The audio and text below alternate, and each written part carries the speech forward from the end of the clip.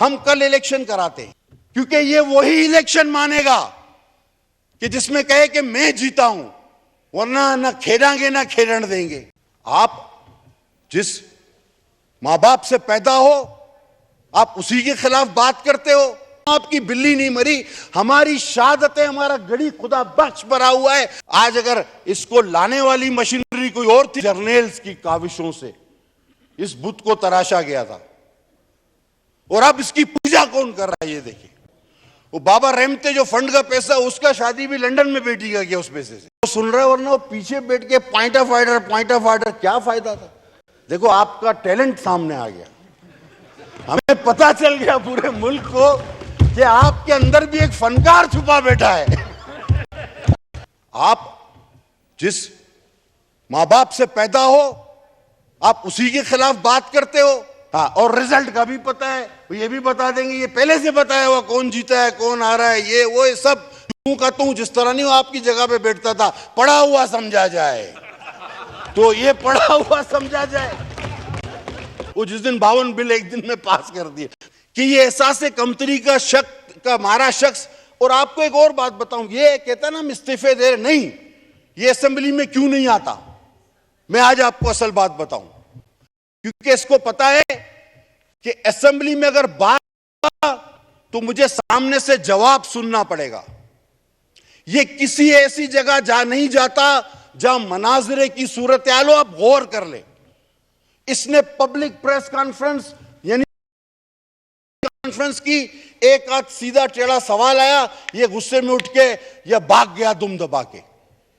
ये जलसा करता है तो अपने ही लोग जमा करता है, उसमें एंड टाइम पे पहुंचता है। अपने खिलाफ तो ये बात या मुबाहिसे की सूरत तो पैदा ही नहीं होने देता, अपनी वीडियो रिकॉर्ड करके रिलीज करता रहता है। सामने कोई नहीं हो, ये अकेला हो, कोई बात ना कर सके, ये इसलिए असेंबली नहीं आता। बाकी सब बहाने कि जी मैं इस्तीफा देता हूं, कभी कहता है हमारा इस्तीफा मंजूर क्यों किया, कभी कहता है हम इस्तीफा देते हैं, कभी कहता है मैं इनके साथ बैठने को तैयार, कहता है अब कहता है ये चोर है, इनके साथ बैठने को मैं एक छत के नीचे नहीं बैठूं। तो भाई अपोजिशन में भी तो हम लोग बैठे हुए थे, तो तुमको हुकूमत दे दो, तुम आ जाएगा।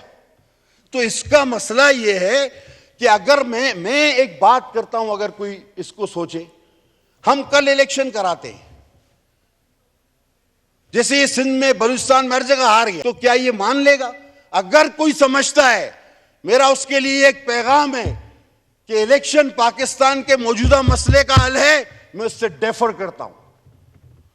क्योंकि ये वही इलेक्शन मानेगा कि जिसमें कहे कि मैं जीता हूं, वरना ना खेलेंगे ना खेलने देंगे। मैशत, इकोनॉमिक, सब चीज को, ये उस वक्त तक कौन सा इलेक्शन ऐसा होगा जो ये माने अगर इसको डिफीट हो जाए? सबको पता है नहीं मानेगा।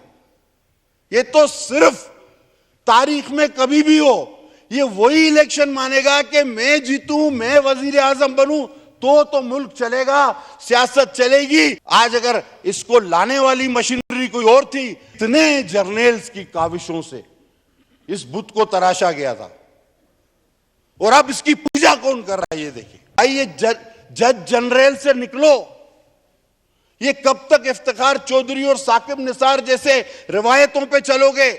ये कब तक अयूब खान, ज़ियाउल हक और मुशर्रफ की रिवायतों पे चलोगे? लोगों के मुंतखब नुमाइंदों को उनके इख्तियारात वापस करो।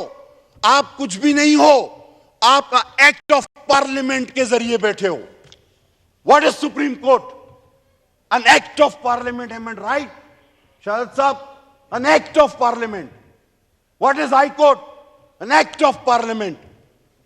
आप जिस मां बाप से पैदा हो, आप उसी के खिलाफ बात करते हो, अपने मनमाने फैसले करते हो, इतनी मेहरबानियां करते हो कि पाकिस्तान के बिलखुसूस और बिलामूम छोटे सूबे ये सोचने पर मजबूर हैं कि हम पे पहले भी जबर था और हम पे शायद ये जबर जारी रहे।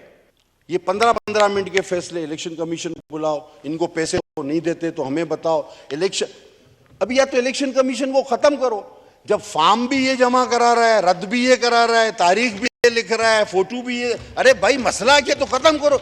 मेरे सीधा सीधा बोलो, कागजात की सुप्रीम कोर्ट में दाखिल कराओ।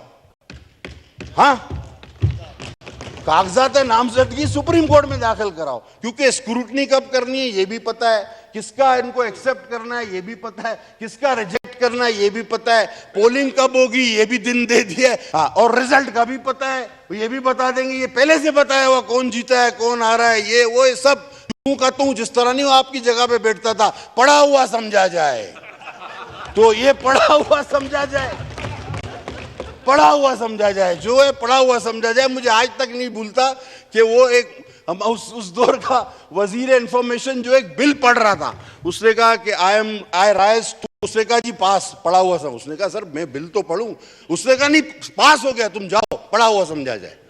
उसी का वजीर उसको कह रहा था कि यार मेरे को पढ़ने तो दो, वो कह रहा नहीं पढ़ो बस ये पास है, जाओ इधर से। वो जिस दिन 52 बिल एक दिन में पास कर दिए। मैंने कहा तुम्हारी हैसियत इस वक्त जान खान वाली, तो तुम जो करो जायज है।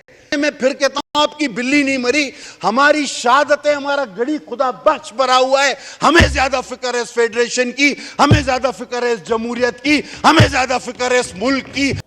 वो बाबा रहमते जो फंड का पैसा, उसका शादी भी लंदन में बेटी का किया उस पैसे से। आप तो रिटायर हो जाओगे, हम लोग तो रिटायर भी नहीं, कायम मलीशिया में अभी तक सियासत कर रहे हैं, तो कोई रिटायरमेंट का कॉन्सेप्ट ही नहीं है हमारे पास। आप लोगों की एक आवाज उस वक्त निकलती थी, point order, point of order, point, फिर आखिरी पॉइंट ऑफ ऑर्डर के बाद खत्म। आज घंटा घंटा तकरीर का मौका मिल गया तो यार शुक्रिया तो बनता है, और शेरो शायरी के साथ, और माशाल्लाह बड़े अदबी और सियासी सुन रहे, वरना वो पीछे बैठ के point of order, point of order, क्या फायदा था। देखो आपका टैलेंट सामने आ गया, हमें पता चल गया पूरे मुल्क को कि आपके अंदर भी एक फनकार छुपा बैठा है। मैं अपनी बात को समेटते हुए ये कहूंगा कि 12 साल हो गए हम एक शहीद के लिए तारीख की दुरुस्तगी मांग रहे, और जिसका एतराफ नसीम हसन शाह टीवी पे कर चुका है। कहीं फांसी नहीं बनती थी, फांसी नहीं बनी, और जहां तक मुझे पता है, शहादत भाई ज्यादा जानते हैं, ये तो केस ही झूठा था। सच्चे केस में शायद अभी तक आज तक किसी शख्स को फांसी नहीं हुई, गवाही दे रहे पाए के वकील है माशाल्लाह। सच्चे केस में भी 109 में आज तक किसी को फांसी नहीं हुई, ये तो केस ही झूठा था।